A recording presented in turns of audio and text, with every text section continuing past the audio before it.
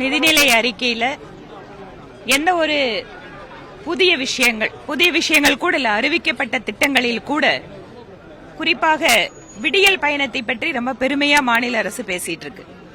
ஆனால் இன்று அந்த கட்சியை சார்ந்த சட்டமன்ற உறுப்பினர்களே எங்களுடைய பகுதியில் பெண்களுக்கான இலவச பஸ் பயணத்திற்கு பஸ்கள் வருவதில்லை என்று குறிப்பிடக்கூடிய அளவில் தான் ஒவ்வொரு திட்டங்களுமே இருக்கிறது.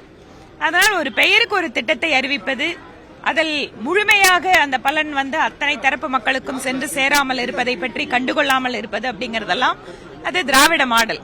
இரண்டாவது, இன்று நிதியமைச்சர் அவருடைய பதில் உரையின் போது அவர் ஒரு சிறந்த ஒரு தமிழ் இலக்கிய ரசிகர். அதையெல்லாம் நாங்க ரசிக்கிறோம்.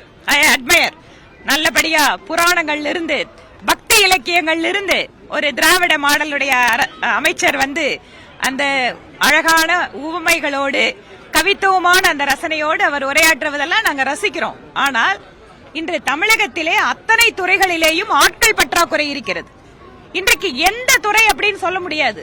அது செவிலியர்களாகட்டும், டாக்டரா இருக்கட்டும், ஆசிரியர்களா இருக்கட்டும், வருவாய்த்துறை ஊழியர்களாக இருக்கட்டும், அல்லது இபி டிபார்ட்மெண்ட் மின்சாரத்துறை ஊழியர்களா இருக்கட்டும், எல்லா துறைகளிலேயும் ஆட்கள் பற்றாக்குறை, அரசு ஊழியர் பற்றாக்குறை என்பது மிக அதிக அளவில் இருக்கிறது. அதை பற்றி 1% கூட இந்த நிதிநிலை அறிக்கையில எந்த ரெஃபரன்ஸும் இல்ல. இதெல்லாம் இந்த மாதிரி ஒரு சில உதாரணங்கள் எங்களால சொல்ல முடியும். அதனால் நிதிநிலை அறிக்கையில் அமைச்சருடைய தமிழும் பக்தியும் கலந்த அவருடைய உரையை ரசித்தோம். ஆனால் அதை தாண்டி மாநிலத்தினுடைய வளர்ச்சி தொடர்பாக தொலைநோக்கு பார்வையோடு தமிழகத்தை வஞ்சிக்கிறார்கள் அப்படிங்கிற ஒரு ஒற்றை வார்த்தையை வைத்துக் கொண்டு ஒரு அரசியல் பேச்சாக இன்றைய பதிலுரை இருந்தது. அவருடைய முழுமையான பதிலுரையை பார்த்தீங்கன்னு சொன்னா திரும்ப அவர்களுடைய நிர்வாக திறமையின்மைக்கு மத்திய அரசாங்கத்தினுடைய நிதி உதவி இல்லை என்பதுதான் ஒரே பதிலாக இருக்கிறது. அதுக்கு நான் ஏற்கனவே என்னோட உரையில கூட குறிப்பிட்ட சென்ட்ரலி ஸ்பான்சர்ட் ஸ்கீமோ இல்ல மத்ததோ எதிலேயுமே கான்ஸ்டிடியூஷன்ல நிதி கமிஷனோட அவர்களுடைய அந்த உத்தரவுக்கு ஏற்பத்தான் நமக்கு நிதி பகிர்வு வருகிறது. நிதி கமிஷன் அப்படிங்கிறது ஒரு இண்டிபெண்டா அரசாங்கம் அந்த பாடி கொடுக்கக்கூடிய அந்த ஷேர் அப்படிங்கிறது எல்லாத்துக்கும் பொருந்தும். அதனால் இவர்கள் செயல்படுத்தாமல் இருப்பதற்கு மத்திய அரசை குறை காட்டியும் அவர்கள் அறிவிக்கின்ற திட்டங்களுக்கு ஏதோ தாங்களே எல்லாத்துக்கும் பொறுப்பேற்றுக் கொண்டு அது தங்களுடைய திறமையால வந்தது மாதிரி காட்டிட்டு இருக்காங்க.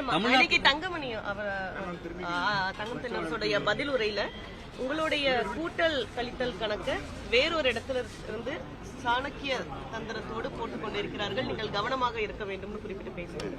உங்களையும் அப்ப பேசுறப்ப குறிப்பிட்டார்கள். உங்களுடைய திராவிட முன்னேற்ற கழகத்துல கூட்டணி கணக்குகள் அப்படின்னு வருகின்ற பொழுது அவர்களுக்குள்ள இருக்கக்கூடிய பதற்றம் என்பது எதனால வருது?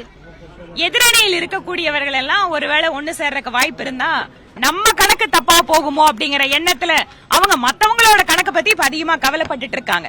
உங்களோட பலம், உங்களோட ஆதரவு, மக்கள் ஆதரவு எல்லாம் சரியா இருந்தனா அந்த கணக்கு எல்லாமே உங்களோட கணக்கு சரியா இருக்கும். நீங்க ஏன் மத்தவங்க கணக்க பத்தி யோசிக்கிறீங்கன்னா ஏன்னா உங்களால உங்க ஆதரவு கணக்கு போட முடியலங்கிறதா யதார்த்தம். தமிழ்நாட்டில் ஏற்கனவே லேப்டாப் ஸ்கீம் இருந்தது. டிஎம்கே கவர்மெண்ட் வந்ததுக்கு பிறகு அந்த லேப்டாப் கொடுக்கறது இல்ல மாணவர்களுக்கு. ஆனா ஆட்சி முடிய இன்னும் 9 மாதம் 10 மாதம் இருக்கக்கூடிய நிலையில 2000 கோடி ரூபாய் ஒதுக்கி 20 லட்சம் மாணவர்களுக்கு கொடுக்கறது. அது தொடர்பாக முன்னாள் அமைச்சர் அது தொடர்பாக கேள்வி எழுப்பினார். அதுக்கு அவர் ரெஃபரும் பண்ணியிருக்காரு. முதல் கட்டமாக நாங்க கொடுக்கிறோம். ஏன் முதல் கட்டமா கொடுக்கறோம்னா எத்தனை மாணவர்கள் அதை சொல்ல வேண்டியதானே? நாங்க 2000 கோடி ஒதுக்குறோம். அதுல எத்தனை லேப்டாப்பை எந்த அளவு ஸ்டூடெண்ட்ஸ் சொல்லணும். நீங்க அடுத்த 5 வருஷத்துல 1 கோடி மாணவர்கள் கொடுக்கறங்கிறத அந்த 1 கோடி எதுக்கு இங்க ரெஃபர் பண்றீங்க? இதெல்லாமே இந்த பூசுத்தர வேலை. அது இல்ல ஓராண்டு காலத்துல அது கொடுத்து முடிச்சிட முடியுமா? எதனால அது இப்ப அறிவிக்கிறாங்க நீங்க நினைக்கிறீங்க? தேர்தல் நேரம். அதனால அதுதான் நான் திருப்பி சொன்ன மாதிரி 20 லட்சங்கிற எண்ணிக்கையே முதல்ல தப்பு. ஏன் மேம்? அதான் சொன்னேன். 2000 கோடிக்கு அவங்க கணக்கு போட்டது இன்னைக்கு டிஸ்கஷன்ல வந்ததுதான் சொன்னேன். நன்றிங்க. பிளே ஸ்டோர் மற்றும் ஆப் ஸ்டோரில் இருந்து பாலிமர் செயலியை QR கோடு மூலம் பதிவிறக்கம் செய்யுங்கள். செய்திகளை உடனுக்குடன் பெறுங்கள்.